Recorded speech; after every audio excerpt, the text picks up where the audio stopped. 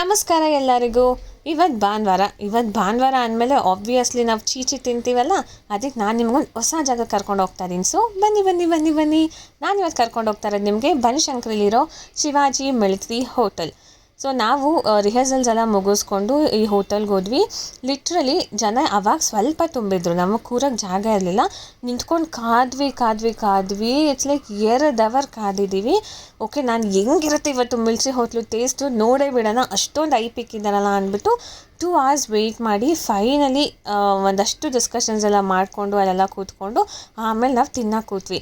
ನಮ್ಮ ಬ್ಯಾಡ್ ಲಕ್ಕೋ ಏನೋ ಗೊತ್ತಿಲ್ಲ, ಅಲ್ಲಿ ನಮಗೆ ಮೆನ್ಯೂ ಸ್ವಲ್ಪ ಕಮ್ಮಿನೇ ಇತ್ತು. ಸೊ ವೆರೈಟೀಸ್ ಆಫ್ ಚಿಕನ್ ಜೊತೆಗೆ ಒಂದು ಮಟನ್ ಗ್ರೇವಿ ತಿಂದು ಚಿಕನ್ ಬಿರಿಯಾನಿ ತಿಂದ್ವಿ. ಆ್ಯಂಡ್ ನಾನೇನಾದರೂ ರೇಟಿಂಗ್ ಕೊಡಬೇಕು ಅಂದರೆ ಇಟ್ ಇಸ್ 7 out of 10. ಅಷ್ಟೊತ್ತು ಕಾದಿದ್ದು ನನಗೇನಂತ ವರ್ತ್ ಅನ್ನಿಸ್ಲಿಲ್ಲ.